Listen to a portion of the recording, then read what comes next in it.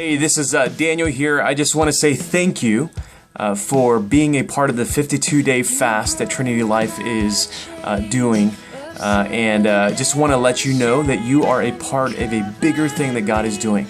And then Trinity Life is a part of an even bigger thing that God is doing in Toronto.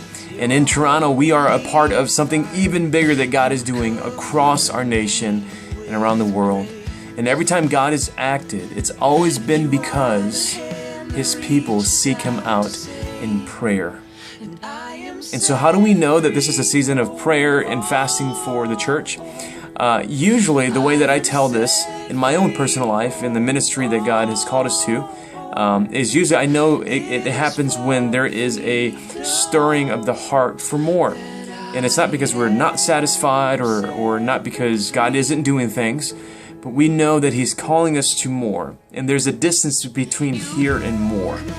And in the past, sometimes it's, I know there's a job waiting for us, a different career waiting for us, and I need to discern that through prayer and fasting. Other times it's been, I know that there's greater holiness reserved for me, and the distance between here and there is far, and how do I discern how to get there? Prayer and fasting. In the season of ministry that we're in as a church, we know that God is calling us to do more, but we don't want to just do more for the sake of doing more. We want to do what God has called us to do. We don't want to be a frantic Martha, just trying to produce. We actually think there's some wisdom in being a restful Mary and seeking the voice of Jesus, resting, and then from His voice and from His words and His commands, moving out in action. So that's what God's called us to do as a season for the next 52 days, is to seek God on behalf of just knowing Him more, greater holiness in our lives, and then from that, reaching those who are far from Jesus, discipling those that are new to become more like Jesus, and then also saying to our city and our community, hey, we're here for the long haul. We want to make a tangible difference in our city. And so if you've never fasted before, I just want to encourage you. I know it sounds like a big deal to say no solid foods for 24 hours.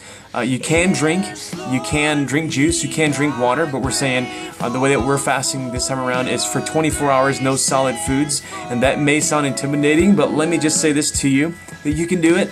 You can do it by the power of the Spirit. You can also do it in a way that won't damage your body. If you feel hunger pains and you just think you're going to die because you're hungry, believe me, you won't die. Some of you guys have medical reasons for why you can't fast food, and that's completely okay. But for those of us who are fasting solid foods, I just want to encourage you that you can do this, and that as every hunger pain comes, use that as an opportunity to prompt you into greater prayer. Now, I know that you're going to be working, you're going to be in school, and you're saying, how can I pray and fast throughout the day? Jesus says something that is very significant, that there's a way to pray without ceasing. It means that you can pray in every moment. It's a posturing of yourselves. It's less about denying yourself food. It's more about putting yourself in a position, posturing yourself to hear God better. And so if you're new to fasting, I just want to encourage you that every time those moments of hunger comes, that you allow that to be a reminder to posture yourself towards God again. You're going to receive a guide that's attached to an email that Curtis is sending out, and that'll list out what we're praying for corporately. And we're going to pray, number one, that God would create more opportunities for us to be bold in evangelism and discipleship in the city of Toronto. Number two is that we're going to ask God to open up the doors and the hearts of those of our family members, co-workers, neighbors, to warm up to hear the gospel as we share it with them across the coffee table, in the living room setting, when they come to church on Sundays. And then thirdly is that we're asking God to open up a door for us to lease a space in downtown Toronto, and so that we can worship there, so that we can do ministry there, that we can train leaders there, and ultimately so that we can be a beacon of light to the community that we worship in. And so that's what we're praying for corporately. But I also want to challenge you to ask God, what is it that He wants to do inside of you? Honestly, that's the most important thing. What's the revival in your life that He wants to bring?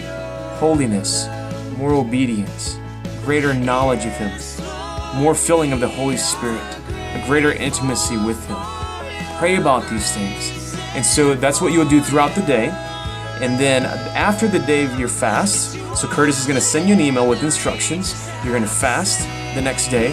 And then on the third day, after you're done fasting, Curtis will send you another email to follow up, and you're going to answer some questions about your fast. And we're going to aggregate all of the stories and all of the things that you hear from God. We're going to aggregate that from all across all the different people that are praying and fasting.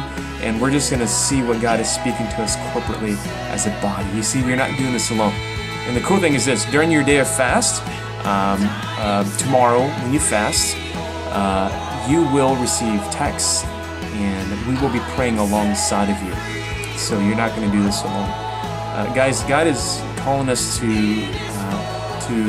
be a church that will only win the hearts of people and will only build the kingdom, not by power, not by might, but only by the Spirit of God.